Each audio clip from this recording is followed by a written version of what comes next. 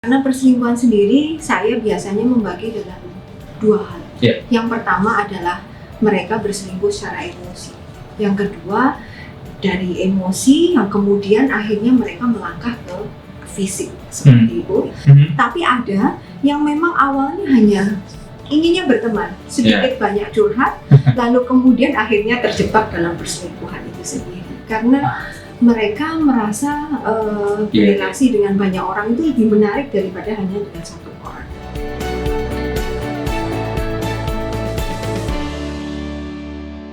Halo kawan Merdeka, senang sekali berjumpa kembali di Glam Talk. Kali ini masih bersama dengan saya Ricky Giovano yang tentunya akan menemani Anda untuk berbincang seputar hal-hal yang mungkin bisa sedikit banyak menambah wawasan kita. Dan hari ini spesial, kita nanti akan berbicara mengenai ketagihan selingkuh atau terjebak perselingkuhan. Nah, ini menarik kawan Merdeka, jadi untuk Anda simak saja obrolan kita sampai akhir nanti, karena hari ini kita akan berbincang bersama dengan Ibu Ratnasari SPSI, MPSI, psikolog, seorang konselor pernikahan, keluarga dan juga anak, dan sekaligus founder dari Erta Mentari Psikolog Surabaya. Kita akan langsung sapa beliau.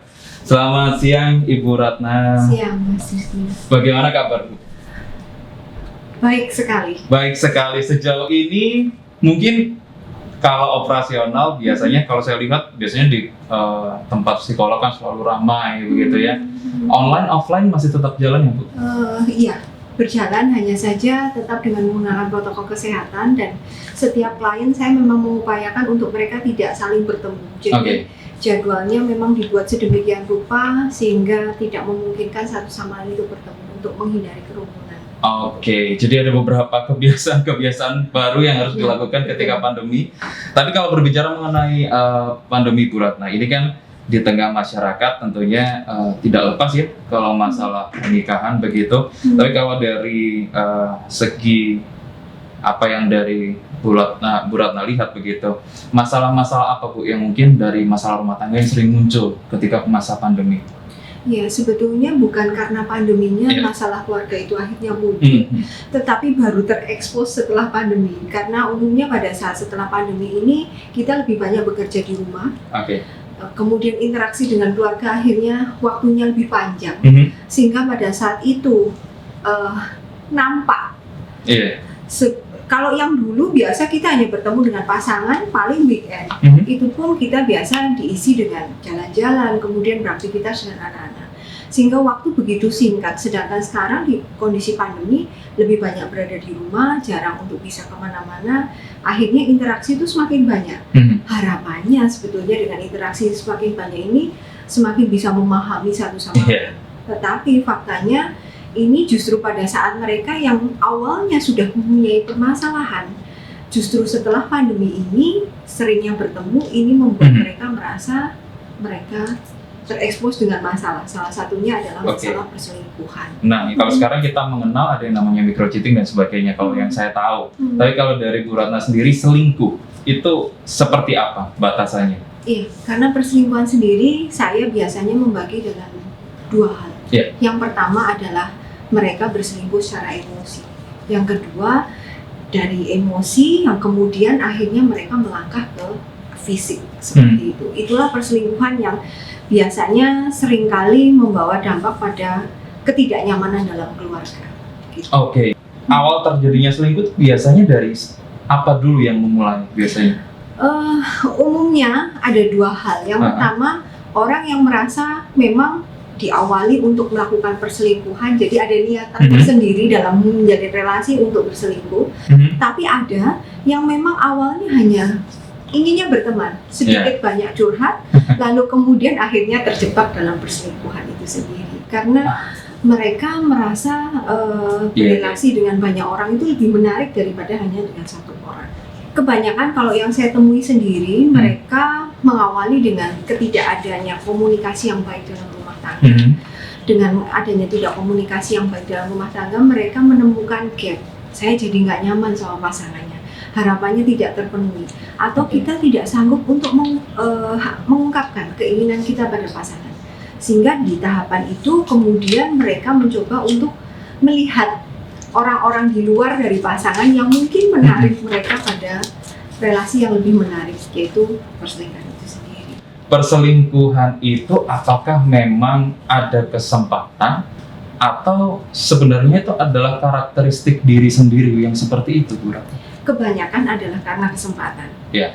Karena umumnya dalam kehidupan rumah tangga, semua tidak mungkin diawali dengan 100% sempurna. Karenanya itu seharusnya adalah setiap masalah dijadikan peluang untuk bisa memahami satu sama lain, sehingga perselingkuhan itu celahnya akan bisa dihilangkan. Iya. Namun seringkali kita lalai karena merasa yakin di awal saling mencintai gitu ya, sehingga tidak mencoba untuk semakin membangun, malah justru melihat perbedaan ini sebagai permasalahan yang besar dan menganggap justru ternyata pasangan tidak seindah dulu untuk berkomunikasi dan akhirnya malah membuat pasangan itu lari ke area yang lain. Tapi ada orang yang kecanduan selingkuh, ada orang yang kecanduan seks. Nah, apakah memang ada korelasinya antara keduanya ini, Bu? Kemungkinan besar begini, bahwa orang yang kecanduan seks, mereka akan lebih sering untuk melakukan perselingkuhan. Tapi orang yang berselingkuh belum tentu orang yang mengalami kecanduan seks, karena seperti tadi di awal saya katakan bahwa setiap kali perselingkuhan tidak harus dilakukan dengan hubungan badan. Jadi perselingkuhan secara emosi itu sekarang lagi tren gitu ya. Hanya terikat, merasa sangat dekat tapi tidak melakukan hubungan seksual pun itu termasuk dalam perselingkuhan. Sejauh apa, Bu, orang bisa melakukan selingkuh emosional? Sejauh apa? Sangat jauh sekali. Bahkan pasangan sendiri kadang tidak tahu apa yang dilakukan oleh pasangannya, dan orang lain lebih mengerti apa yang menjadi kebutuhan pasangannya. Sampai sebegitu jauhnya. Kehadiran sosok pasangan ini menentukan pasangannya akan selingkuh atau tidak, begitu? Keduanya. Jadi kenapa saya tadi mengatakan bahwa komunikasi, karena harapannya adalah satu sama lain ini saling mengisi. Orang menikah tentunya membawa ciri khasnya. Saya dengan ciri khas keluarga saya membesarkan saya, dan bagaimana suami juga dibesarkan dengan ciri khasnya. Pada saat menikah, kita berdua ini bersama membuat kesepakatan baru untuk menjalani pernikahan.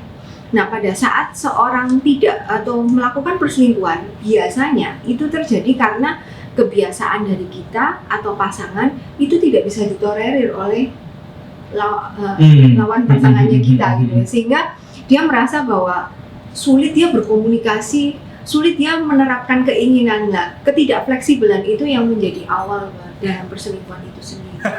Kayaknya harus nambah-nambah wawasan banyak sekali. Tapi sering beredar stigma, Bu, di masyarakat itu bahwa kamu jangan sama orang yang suka selingkuh, karena orang yang suka selingkuh itu biasanya kalau dia sekali selingkuh, ya itu akan jadi tabiat. 13 tahun praktek saya lebih melihat bahwa sebetulnya selingkuh itu bukan suatu penyakit menular gitu ya. Jadi kalaupun ayahnya berselingkuh, apakah anaknya pasti berselingkuh? Tentunya tidak gitu ya. Apakah seorang yang berselingkuh kemudian nantinya pasti selalu berselingkuh lagi? Itu juga belum tentu. Karena seorang yang berselingkuh ada kondisi di mana dia nantinya itu dalam tanda kutip itu bertobat gitu ya. Pada saat pertobatan itu terjadi atau mereka menyadari bahwa perselingkuhan itu keliru, harapannya adalah keduanya. Jadi pasangan itu mampu untuk bisa mengkoreksi satu sama lain. Apa yang dibutuhkan, apa yang kurang selama ini dalam pernikahan mereka.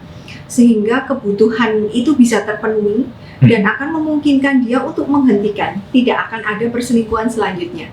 Tetapi apabila pada saat dalam tanda kutip kondisi pertobatan itu terjadi, yang menjadi sulit adalah pasangan kita belum tentu bisa menerima. Karena pada saat itu kan mereka juga bergejolak untuk bisa survive gitu ya. Kondisi mereka berjuang survive ini kadangkala mereka lupa untuk memperbaharui diri. Sehingga itu menjadi celah kembali pasangan untuk berselingkuh selanjutnya, begitu. Sehingga jadi, ada istilah yang namanya berselingkuh, nanti pasti selingkuh lagi, itu ya karena itu. Introspeksi, tidak ada realisasi untuk sama-sama yuk kita saling membangun, gitu nggak ada. Jadi itulah yang membuat stigma sekali selingkuh, ya selingkuh lagi. Menarik. Tapi kalau dari begini, Bu, dari pasiennya Bu Ratna yang pernah ada datang kemari begitu dengan kasus perselingkuhan tentunya, cenderung mereka mempertahankan pernikahan atau mereka memilih ya untuk kebaikan bersama, sama-sama berpisah saja gitu. Yang menjadi menarik, pertanyaan selanjutnya mungkin adalah kenapa kok Kenapa? memilih gitu ya untuk bersama? Karena sebetulnya begini, perlu diingat pada saat dengan selingkuhan, mereka ketemu persekian jam, persekian menit untuk senang-senang aja, jalan-jalan, makan bersama gitu ya, ngobrol-ngobrol yang enak-enak aja gitu ya. Tetapi realitanya pada saat di rumah, mungkin kita akan tanyain, ini kok kan listriknya belum diisi nih, ini anaknya belum gini dan lain sebagainya. Sebegitu complicatednya, tapi mereka tahu persis bahwa untuk menyesuaikan diri dengan orang baru itu butuh energi ekstra, sehingga biasanya mereka lebih memilih. Mereka paham benar bahwa titik ternyamannya itu tetap ada di pasangannya. Hanya saja ada hal yang miss di sana yang membuat mereka akhirnya ingin mencoba untuk menggenapi itu dari orang lain. Betul, begitu. Betul. Ketika memang dirasa sudah tidak bisa diatasi, memang perlu ada penengah mungkin seperti itu. Lebih kepada berusaha untuk membuat mereka menciptakan insight baru. Iya. Keputusan tetap ada di mereka begitu ya Bu. Ketika kita ada suatu masalah rumah tangga, ketika pasangan ada masalah rumah tangga, terutama itu perselingkuhan, apakah dianjurkan untuk menceritakan hal ini sebelum mungkin ke konselor, ke pemuka agama dan sebagainya, cerita kepada orang tua masing-masing? Mereka akan cerita ke orang tua itu bebannya dua. Pertama, mereka takut kalau orang tua mereka akhirnya berpikir terlalu dalam dan kemudian sakit dan lain sebagainya. Itu yang sering terjadi. Yang kedua adalah mereka biasanya akan mendapati kondisi yang dalam tanda kutip tidak semua orang tua itu netral menilai permasalahan keluarga anaknya. Apalagi kalau saya berbicara dengan orang tua saya, tentunya orang tua saya mendengar dari sudut pandang saya, jelas dia akan mengatakan saya yang benar. Itu kenapa dalam sebuah konseling pernikahan kita akan selalu ada sesi di mana ketemu dengan salah satu pihak dulu, kemudian salah satu pihaknya lagi. Kita tidak akan langsung bertemu bertiga karena butuh kami tahu sudut pandang masing-masing supaya yang kita lihat ya yang tadi saya katakan insight itu saya coba ciptakan dengan netral begitu. Kecenderungan sekarang Bu antara laki-laki dan juga perempuan, ada banyak yang bilang bahwa stigmanya nih laki-laki yang berada di masyarakat kan yang suka selingkuh laki-laki ya Bu. Gitu ya. Kenapa kaum saya yang dituduh ya? Tidak begitu. Faktanya akhir-akhir ini justru saya banyak menemukan perempuan yang berselingkuh. Dan jujur pada laki-laki jangan jadi GR karena begitu wanita berselingkuh ini akan lebih ngeri daripada laki-laki karena mereka selalu melibatkan perasaannya dalam perselingkuhan itu, sehingga yang terjadi adalah biasanya kalau sudah ada titik merasa ingin keluar dari perselingkuhan itu lebih sulit daripada laki-laki. Kalau laki-laki kalau mereka sudah tahu bahwa itu keliru dan ingin keluar lebih mudah daripada perempuan karena sebagian besar mereka tidak memakai perasaannya dalam relasi itu termasuk mohon maaf dalam hubungan seksual.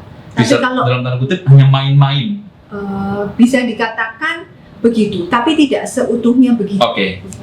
Tapi kalau perempuan biasanya emosi itu sudah terlibat baru mereka mau untuk berhubungan seksual. Hanya saja ketika sudah dalam masa perselingkuhan yang cenderung susah untuk keluar dari masa itu adalah perempuan. Betul. Artinya tidak berani tabrak lari gitu ya. Selingkuh sini, selingkuh sana gitu tidak karena mereka mempertimbangkan banyak hal. Seperti itu yang tadi saya jelaskan. Mungkin ada pertanyaan yang mungkin jarang untuk ditanyakan begitu ya, tapi mungkin menjadi concern juga untuk masa-masa di mana zaman semakin terbuka dan seperti ini. Apakah ada Bu potensi ketika berselingkuhnya itu sesama jenis? Untuk sesama jenis mereka pasangan setia itu lebih susah karena umumnya pertama bisa jadi karena mereka tidak bisa membuat ikatan yang lebih dalam. Kalau sesama jenis itu kan apalagi di Indonesia belum dilegalkan untuk bisa berkeluarga sehingga kan tidak ada komitmen lanjutan. Jadi pada saat relasi sesama jenis itu umumnya mereka ya berkomitmen tapi jangkanya lebih pendek karena tidak ada ikatan hukum gitu ya. Kalau pasangan hetero itu kan ada ikatan hukum, sehingga yang namanya surat nikah itu penting banget gitu bagi pasangan hetero, sedangkan Betul. pada pasangan homoseksual kan tidak berlaku seperti itu. Tapi apa yang bikin trigger seseorang harus selingkuhnya sama-sama laki-laki atau sama-sama perempuan aja deh gitu? Umumnya itu terjadi karena kalau dalam psikologi kami tidak bisa mengatakan itu sebagai sesuatu yang aneh, karena itu lebih kepada variasi seksual. Kita sudah tidak menamakan itu sebagai sebentuk kelainan. Tetapi biasanya peran gender dalam kehidupan seorang itu mempengaruhi bagaimana seorang memilih pasangannya itu laki-laki, perempuan, atau sesama jenisnya. Nah ini rasanya kalau berbicara soal perselingkuhan hanya satu episode sepertinya kurang ya Bu Ratna ya. Nanti deh kalau mereka nanti minggu depan tentunya kita akan kembali lagi berbicara mengenai perselingkuhan begitu, tapi lebih ke dampaknya begitu. Apakah memang akan ada kemungkinan untuk selingkuh lagi, terus habis gitu lebih ke mungkin ya akibat setelahnya sih ya, lebih ke akibat setelahnya. Tapi begini Bu Ratna, kalau semisal nih ada kawan merdeka yang masih membutuhkan konselor pernikahan, membutuhkan peran Bu Ratna juga mungkin untuk menyelesaikan masalah pernikahannya, bisa kontak kemana Bu Ratna? Melalui IG di @tamentari psikolog, atau mungkin bisa unduh di Play Store dengan Psikolog Surabaya. Oke. Baik, kalau begitu terima kasih Bu Ratna untuk waktunya hari ini. Minggu depan kita akan berbincang-bincang lagi mengenai dampaknya begitu Bu Ratna ya. Ya. Terima kasih sekali lagi Bu Ratna. Dan untuk kawan merdeka, intinya adalah Anda nggak boleh lepas dulu dari informasi soal perselingkuhan ini, karena ini penting banget kawan merdeka. Jadi untuk Anda yang kepengen tahu informasi selengkapnya, besok ya, minggu depan kita bakal ngobrol lagi bersama dengan Bu Ratna, masih di Glam Talk, akan berbicara mengenai dampak dari perselingkuhan itu sendiri akan jadi seperti apa. Bersama saya Ricky Giovanno, sampai ketemu di Glam Talk berikutnya. 106,7 Merdeka FM, musik terbaik 90-an hingga kini.